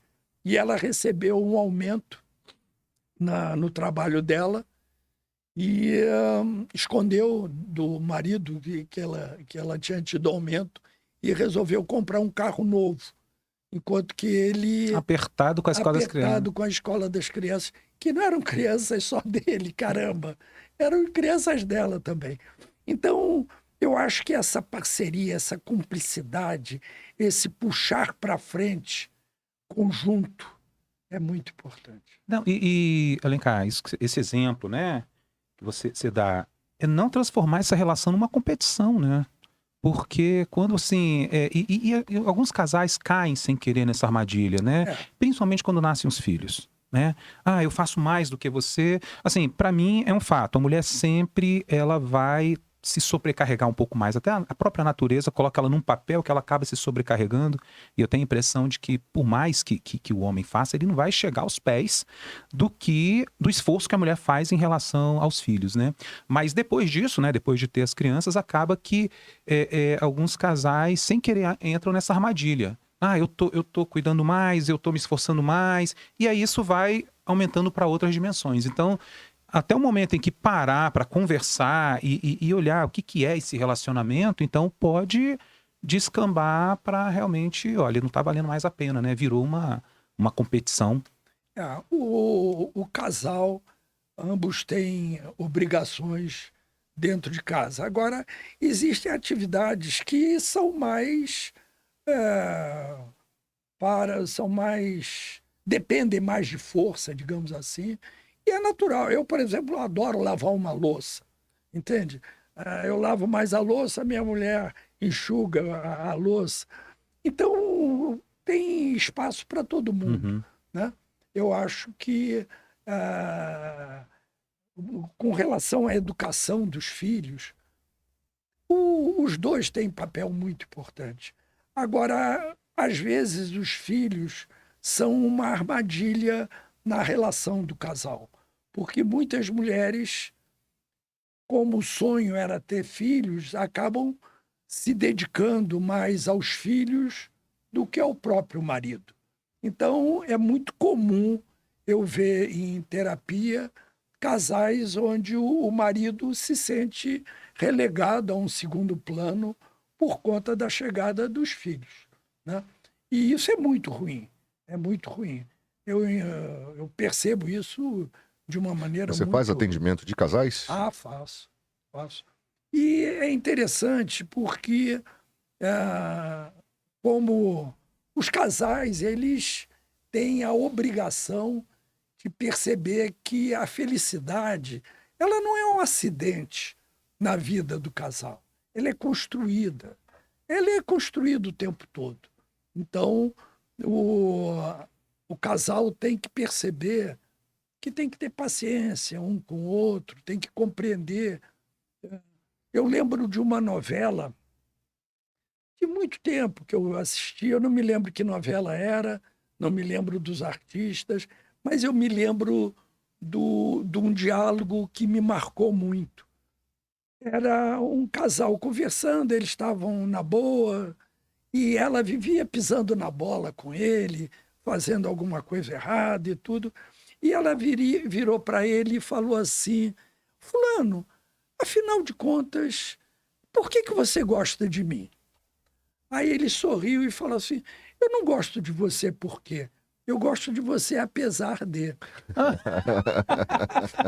Entende? Quer dizer, porque a presença de defeito, nenhum de nós é perfeito. Vai haver defeito aqui e ali, e a gente tem que aprender a conviver com esses defeitos e, principalmente, poder mencionar para o parceiro o que o outro pode melhorar. Pois é. E você poder melhorar. Porque a ideia do que eu sou assim, equivocada. Você não é assim. Você não se tornou assim por conta de um cromossoma. Não, você foi aprendendo a ser assim ao longo da sua vida. Então, em certas situações, é bom desaprender algumas coisas para que a vida fique melhor. Tem uma coisa que a minha namorada fala, e eu gosto muito de sentar com ela para conversar sobre isso, mas ela diz uma coisa que eu acho fantástico sobre relacionamento, né? É a construção de expectativas e reciprocidade, né? Então, quais são as minhas expectativas, quais são as expectativas dela, e ser recíproco não significa fazer por ela exatamente o que ela faz por mim, porque as necessidades dela são outras, né? E é interessante como isso pode ser se não houver essa conexão, isso pode ser um limitador. Eu acho que tem um depoimento lá do vídeo de uma senhora que ela ficou casada, acho que 40 anos, e era feliz com o marido, cuidou dos filhos, e ele faleceu. E aí, depois que ele faleceu, você lembra dessa? Tatuada, né? Toda tatuada, né? E aí ela disse que ela foi fazer uma viagem. Bom, ele morreu, o que eu faço? Aí na primeira oportunidade dela, ela fez uma viagem. Fez uma viagem, acho que pra beira da praia. E aí a primeira experiência dela foi fazer uma tatuagem. E ela gostou e ela é toda tatuada e acompanha o filho num clube de motociclistas e tal. Então, e aí ela diz, ela falou, olha, meu casamento foi maravilhoso, né? Mas tinha ali as limitações naturais, eu acompanhando ele. E depois disso ela diz que ela se redescobriu, né? Então ela viu que as expectativas dela, as necessidades dela eram outras, né? Só que é fantástico quando você consegue encontrar alguém que, enquanto os dois vivos ali, as expectativas, né, no mínimo convergem ali e você consegue ser recíproco. Porque senão, se houver esse descompasso, inclusive em relação à própria idade, né? Cheguei aos 50, a esposa também chegou. Se não houver essa... Como é que a gente vai caminhar daqui para frente? Né? Como é que a gente vai fazer isso junto? Você está falando sobre expectativa. Eu acho isso algo muito interessante, porque, sabe, André, você me decepcionou muito hoje. Eu imaginei que eu ia chegar aqui e você já teria chegado. E eu fiquei te esperando, cara. Você me decepcionou muito. Essa que é a ideia da pessoa. Mas não foi nada disso que aconteceu. O quê? Eu tava aqui já, falei, vamos ter que cancelar a gravação toda, o episódio. O que aconteceu foi, eu criei uma expectativa que eu ia chegar aqui e o André já estava aqui me aguardando. Oi, Alencar. Não, eu cheguei e ele não tinha chegado. Então, mas a ideia você me decepcionou. É você apontar o dedo para o outro. Só que quando eu aponto o dedo para o outro, fica 3 apontando para mim. E é muito importante a gente perceber que na relação a 2, muitas vezes você tem uma expectativa que não se concretiza. Sim. E a culpa não é do outro. A culpa é de você ter criado essa expectativa. E você ter consciência que ao invés de dizer que o outro decepcionou, mas sim você é que criou uma expectativa que não se realizou, é muito importante. Porque em você tem o poder de mudar alguma coisa. É um dos grandes problemas em psicoterapia, principalmente de casal, é que a pessoa acha que para ela ser feliz, o outro precisa mudar isso, mais aquilo. Já é difícil pra cacete mudar a mim mesmo, ainda mais eu imaginar que para eu ser feliz, mudar o outro, né? O outro é que tem que mudar. Então, cada um tem o seu papel de poder ter uma consciência do que é possível mudar em si mesmo. Não, e essa coisa de você querer mudar o outro, né? Às vezes o outro até vai mudar. E depois que ele muda, você vê que é bem menos interessante do que ele era originalmente, né? Tem aquela historinha da moça que todo dia comprava um docinho na padaria, um doce de goiaba, e ela falou, nossa, eu compro isso daqui porque eu gosto muito desse recheiozinho de goiaba. Aí o confeiteiro lá, foi aumentando. Até que o dia que ela falou, nossa, mas tá horrível, tá enjoativo. Eu gostava da goiaba naquela medida, né? Então você vai querendo transformar a coisa no que você mais gosta e acaba perdendo a essência, né? E às vezes, porque você às vezes não consegue explicar o que você gosta em alguém. Né? É difícil, né? Eu mesmo estava pensando esses dias, essa coisa do adolescente apaixonado, né? Que tem isso que a gente queria conversar com você também, Alencar, as reflexões quando a gente chega na cidade madura, né? As reflexões, elas vêm um pouco mais forte, algumas vêm com culpa, arrependimento, outras vêm com nostalgia, né?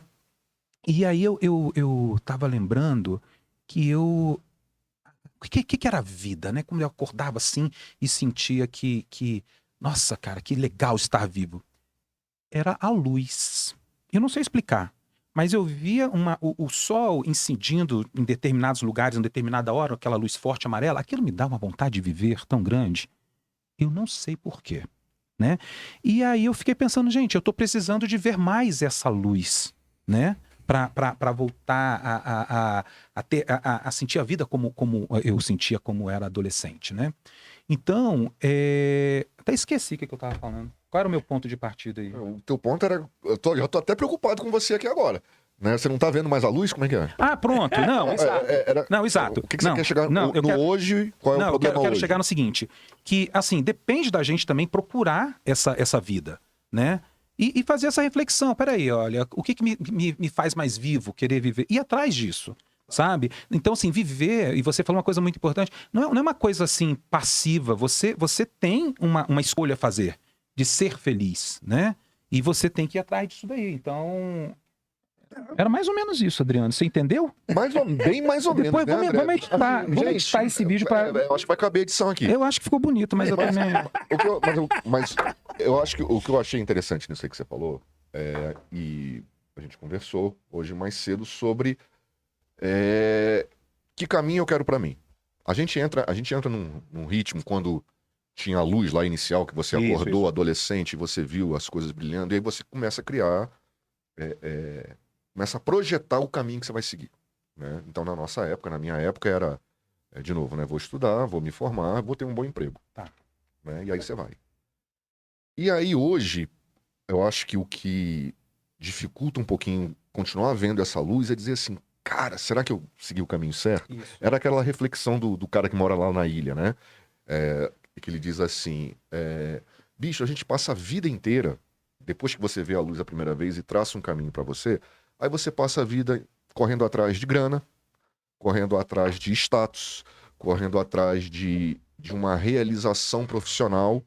E aí chega numa hora, quando a gente chega, né? Foi assim que a gente começou, né, André? O que é o andropause? Era a gente conversando e dizia assim, bicho, você olha pro lado e tá tudo bem, financeiramente tá legal, profissionalmente as coisas estão bem, mas que inquietação é essa? Então eu acho que a busca, num determinado momento, e eu não sei exatamente por que isso acontece aos 50, se é que é só aos 50, como é que eu mantenho essa luz, que é essa chama, que me diz assim, cara, eu tenho mais 30, 40, 50 anos e eu quero continuar vibrante como eu era com 18, mas tô com que sensação? Pô, o caminho não era status que eu queria, não era realização profissional, não era grana. Então, o que eu quero? Eu lembrei da palavra, desculpa, Alencar, alumbramento. Né? Até de um filme que eu vi que a pessoa, o que movia a vida dela, ela constantemente ter alumbramentos, e com coisas simples, de ver a vida e falar, nossa, que lindo. Essa luz me dava o alumbramento. Então, até para vocês não pensarem que eu sou doido, né? Quem está assistindo também. Então, na verdade, o que eu queria falar é isso, que a gente tem que procurar mais alumbramentos na vida. Poxa, a gente vai sair daqui a pouco do estúdio, né? Aí vamos caminhar pela rua. Tem motivo para nós ficarmos alumbrados, de falar, nossa, que pulsão de vida está acontecendo. E você tem que estar sensível para olhar isso. Que você pode usar uma lente que você não consegue ver esses alumbramentos. O quanto né? você precisa se desapegar tudo que a gente falou, né? O que a gente quer? A gente discutiu muito sobre isso, né? O que a gente quer? A gente quer isso que grana, você falou é interessante, porque eu me recordo de uma cliente, eu tinha um consultório na 203 Norte, e estava um buganvília lindo, todo florido, e uma cliente chegou e ela só falava merda, pô. Ela o tempo todo falando de tristeza e tudo. Eu disse, fulana, você viu o Bougainville, na hora que você entrou, como tá lindo? Não, Alencar, eu não vi. Quer dizer, ela não era treinada para ver o alumbramento. Né? Os flamboyantes em Brasília hoje estão lindos, estão maravilhosos. Né? Agora, tem uma coisa muito interessante que muitas vezes eu coloco em terapia. A vida, ela tem rumos, caminhos. Vez ou outra, você vai ter que optar por um caminho por aqui ou por ali. E aí você opta por tomar esse caminho. Ali adiante vão aparecer outras opções. E muitas pessoas entram num processo de autoflagelação. Eu sou um otário, eu sou um babaca, eu tinha que ter escolhido outro caminho e não esse. Só que você não tem a menor noção de como é que seria o outro caminho. Poderia ter muito mais dificuldade do que esse. Então, é muito importante a gente ter a ideia de que em cada momento das nossas vidas, nós estamos escolhendo o melhor caminho. Ali adiante, pode ser que eu tenha que optar por outra coisa. Mas aquela opção que eu tive foi um ensinamento. Se não foi tão bom quanto eu imaginava, mas a gente tem que ter uma autoimagem, uma autoconfiança que a gente perceba que a gente está escolhendo os melhores caminhos e aprendendo as lições do que não foi bom aqui ou que não for bom ali. Então, Lições ficar nesse Fantástico. processo de autoflagelação por conta das pedras no caminho da gente. A aceitação é tudo, né? Aceitação, autoconhecimento. É assim que a gente faz as melhores escolhas, né? Porque eu confesso que a minha maior angústia, acho que a gente conversou isso no primeiro episódio, quando você perguntava, né? Como é que foi chegar até aqui? Né? Como é que foi chegar até os 50 anos?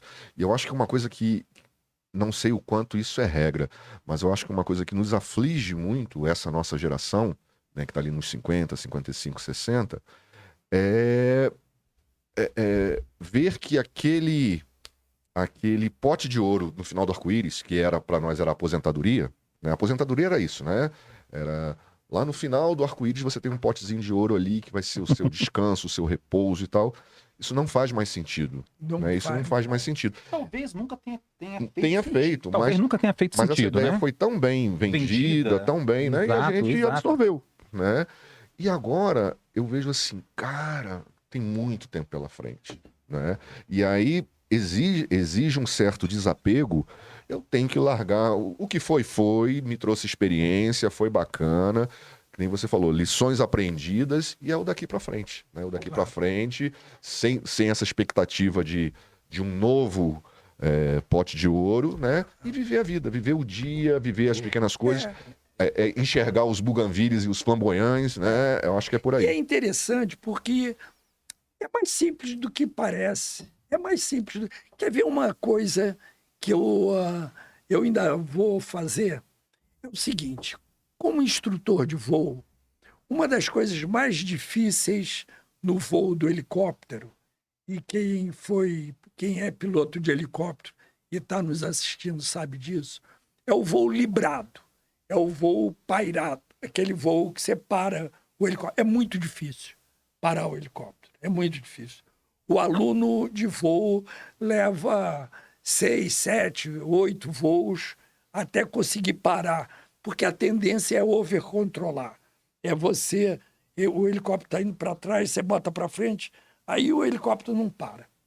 E eu tenho uma baita de uma curiosidade de saber se eu ainda paro o helicóptero. Eu tenho que arranjar um jeito. Eu tenho que arranjar um jeito, porque... Vamos fazer uma campanha, gente. Bora. Abrimos a campanha. Eu já tentei, eu já fui no Corpo de Bombeiros e conversei com um capitão lá se eu podia fazer um voo, mas não é um voo de passageiro ali atrás. Não. É um voo de 2P, onde o 1P tem o controle total da aeronave, sem problema, mas eu queria pegar um pouquinho. E ele entrou na minha conversa. Ele entrou, ele virou para mim e falou assim, comandante, eu acho que a gente consegue sim. Afinal de contas, o senhor foi instrutor de voo, não vai haver problema não, mas eu tenho que levar para o meu chefe e tudo. Aí ele levou para o chefe e o chefe disse, tudo maluco, como é que pode querer, não dá, e aí não consegui. Aí, no ano passado eu estive lá no Rio, e aí pensei em fazer isso com um instrutor de voo, de helicóptero, porque eu quero voar só 3 minutos, não é mais do que... Aí me cobraram R$3.000 para eu voar 3 minutos. Eu digo, não é possível que... É um não, é quase um não, né? Foi. Aí, mas eu ainda vou conseguir, fica aí. A gente tem que participar desse projeto. Vamos participar desse projeto aí, vamos dar um jeito. Vamos fazer a campanha. Um helicóptero pro Alencar. Alencar, agora você me lembrou essa coisa, né? Não importa a idade, ainda ter planos, ter sonhos, né? Tô lembrando uma história do Niemeyer, né? O Niemeyer estava já com 101 anos, né? E tem uma obra do projeto original dele que não foi feita em Brasília, que é perto da rodoviária, que é um obelisco, né? E quando ele estava ali 101 anos, isso é quase uns 10 anos atrás, ou 8 anos atrás, vieram com a ideia de colocar o tal do obelisco. Só criou uma celeuma, porque muita gente achou feio, que não sei o quê, deu uma confusão. Eu lembro disso. E aí cancelaram e perguntaram para o Niemeyer, e aí, Niemeyer, o que você achou do cancelamento? Ele, com 101 anos, ele falou, não, olha, ficou muito polêmico, vamos deixar esse projeto para o futuro. Ainda estava com disposição para ver isso acontecer, gente, com uma naturalidade enorme. Mas é isso que a gente estava falando. É você manter apaixonado, você manter interessado, manter-se interessado, né, nas suas coisas, nos seus projetos. Então, isso é importantíssimo, né? Cara, o papo tá maravilhoso, mas a gente tá se aproximando, né? Tá quase chegando, né? Se a gente tivesse com plateia aqui, era aquela hora do... Da hora do baú, né? A hora do baú, gente. Vamos lá. Vamos fazer o nosso baú? Vamos fazer. Então pega aí. Nós, né? Isso. Passamos pro nosso ilustre convidado. Bota uma aguinha pra agora. Então...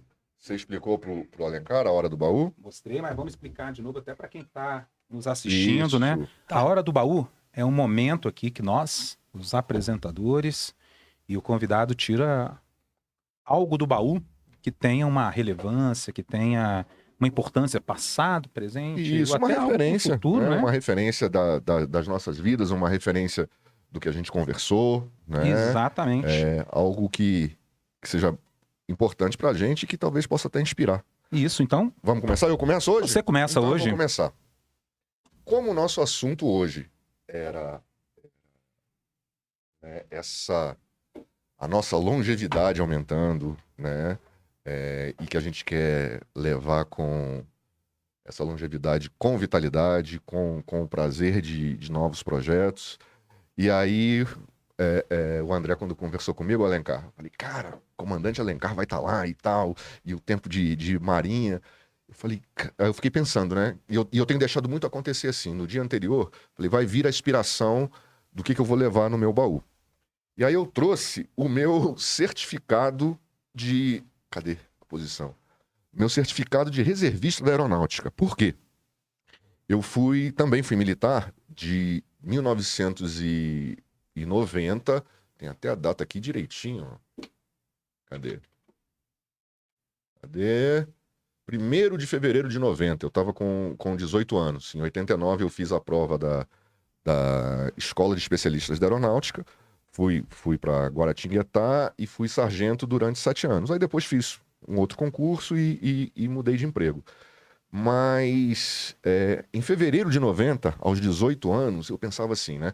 Eu nem sei como é que está hoje, mas na carreira militar você se aposentava com 30 anos de serviço, né? Falei, bom, eu tô com 18, vou me aposentar com 48. Eu falei, gente, eu vou estar velho demais. Eu vou estar muito velho. Eu vou estar 30 anos lá pra frente. O fato é o seguinte, além desses 30, já se passaram mais 4, eu tô com 52, né? E querendo chegar aos 100, o tal do pote de ouro no final do arco-íris já não faz mais sentido, que é a aposentadoria. E eu estou super satisfeito com isso. Então, o meu baú de hoje é para representar esse marco do quanto a gente muda ao longo do tempo, né? Da cabeça que eu tinha. Tem algo que interessante que eu descobri. O zero da escala é a gente. Velho é quem está mais velho que a gente. E novo é quem está mais novo. A gente é sempre o zero da escala. Pois é. Nós somos o parâmetro. E eu acho que enquanto a gente Muito bom. mantém essa energia, né, para levar essa vitalidade e saber que você fecha um projeto, abre outro, não tem barreira, mas tem fronteira, eu acho que esse que é o marco, né? Então, muito importante para mim lá nos anos 90, mas hoje é só história, né? Eu quero continuar ativo nos meus projetos. Maravilha. Esse é o meu baú de hoje. Maravilha. E descobri, né, que não era um pote de ouro, era um pote de boleto, né? Pois é. Vamos lá, gente. O meu baú hoje, ele compõe o cenário. Na verdade, esse meu cenário é um grande baú. Então não tem nem problema assim, André, você esqueceu de trazer? Não esqueci, vai estar sempre aqui atrás. Mas hoje, aqui é o Buda, né? E representando o que o Buda, gente? Eu sou uma pessoa muito, muito ansiosa, de fato, muito ansiosa. E além de processos terapêuticos, eu descobri não na religião, mas na espiritualidade, um caminho muito interessante para autoconhecimento e equilíbrio também. Já estive na Índia, e não só o budismo, mas o hinduísmo, o próprio cristianismo também. Eu acredito que todas as religiões, elas acabam tendo uma essência em comum, né? Depois, assim, as grandes diferenças que eu acho que as religiões têm hoje foi feita pelos homens. Mas na essência, nós estamos falando de espiritualidade e de algo muito divino que está dentro de nós mesmos. E o budismo, assim como o hinduísmo, que eu acho que eles mais se aproximam dessa essência que eu estou falando, eles induzem a gente a procurar esse Deus, essa espiritualidade, essa coisa sagrada em nós mesmos, né? Então, hoje, essa é a minha homenagem aqui, o baú, a esses símbolos, né, de espiritualidade, de autoconhecimento, e que nos ajudam na caminhada. Para a gente não perder ali o rumo de casa. Bacana, então é isso daí. Bacana. Agora o nosso comandante Alencar. Pois é, quando vocês me falaram do baú, eu me lembrei da minha passagem lá pelos Estados Unidos, que foi onde eu fiz o curso de piloto, né? Eu fiz parte da última turma brasileira que ainda fez o curso nos Estados Unidos. Depois, eu mais um outro colega acabamos implantando aqui no Brasil o curso de piloto e não mais passamos a formar lá, mas sim aqui. Mas no final do meu curso lá, eu fiz um último teste de voar em instrumento, voar em aerovia. E eu recebi da Marinha Americana é uma carteira de motorista, né? Só que é de piloto. Com esse cartão aqui, eu podia voar em aerovia, voar dentro das nuvens, voar, como a gente diz, voar em instrumento. E eu guardo até hoje. Eu tinha 26 anos. Em que ano isso, Alencar? Foi em 1968. 1968, olha que bacana. Foi ali que o Alencar acabou com... A gente economizou para a União, que ninguém mais precisou viajar para aprender a pilotar, a voar, né? Começou a gente passou a dar o curso aqui no Brasil, inclusive para outras nações. Eu dei instrução de voo para chileno, venezuelano, equatoriano. A gente chegou a... Eu acredito que ainda hoje a gente deva ter esse tipo de intercâmbio. Maravilha. Muito bacana, muito bacana. Cara, que papo, né, André? Que papo. E, Alencar, aqui, assim, né? Bom, essa é a primeira temporada do Andropause, né? É um espaço que a gente quer realmente que ele seja muito frutífero, que, além de nos ajudar, que tem até, não sei se eu te contei essa história, nós criamos esse podcast especialmente para nós dois, para tirar as nossas dúvidas, reflexões, mas a gente sabe que são dúvidas, reflexões que muitas pessoas têm, nessa idade? Eu acho extremamente importante. Chego a achar até que é uma concorrência desleal com a psicoterapia. Entende? Porque é muito importante as pessoas, em geral, ouvirem o que a gente conversou aqui e mexer com a sua própria cabeça e ver o que pode ser mudado, o que não pode. Né? E nós esperamos que tenha vida longa e você já vai ser um sócio nosso aqui. Com certeza. Esperamos que não seja a primeira vez, né? E vamos trazer aqui para conversar sobre outras coisas, né? E a sua história, a gente não consegue, em 2 horas aqui, a história de vida do Alencar, não é possível a gente consolidar, né? Então já sinta-se convidado, né, para as próximas temporadas, para a gente conversar mais. Vamos, quem sabe aqui, né, fazer um pouco da coluna do consultório. Como é que é? Consultório sexual, ou então a psicologia do sexo. A psicologia do sexo. Ou então o relógio de sol, né? O relógio de sol. Falar nisso. Não, pronto. Falar nisso, você está no Instagram. Estou no Instagram. Como é que a gente te procura lá? Porque lá tem o... Relógio de Sol Alencar. Relógio de Sol Alencar, tudo junto. Gente, então vai lá ver esse trabalho. É belíssimo, eu vi na casa do Alencar, é muito bonito esse trabalho. A gente devia na próxima vamos trazer aqui para colocar aqui no vídeo também. Mas entrem lá no Instagram e vejam esse trabalho aí do Dr. Alencar. É isso. Foi um prazerzão para mim estar aqui. O prazer foi nosso, um bate-papo super bacana, uma experiência de vida maravilhosa. Que nem o André falou, é para nós dois, mas é para inspirar também, né? Claro. Então, chegar aos 81 anos, né? Com essa vitalidade, com esse vigor, com esse papo bacana, é bom demais. Tomara que a gente chegue assim também, né? Não, tomara. E para finalizar, gente, então... Fazer o de sempre, né? Fazer o de sempre. Se gostaram, gente, por favor, compartilhe, clique. Se não gostaram, compartilhe também, mas para quem você não gosta, né? Para aquele vizinho chato, aquele amigo do trabalho. E... Eu tô quase decorando.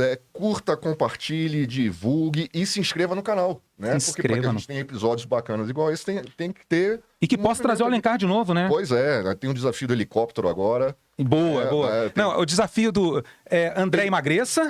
André emagreça, Adriano pare de fumar.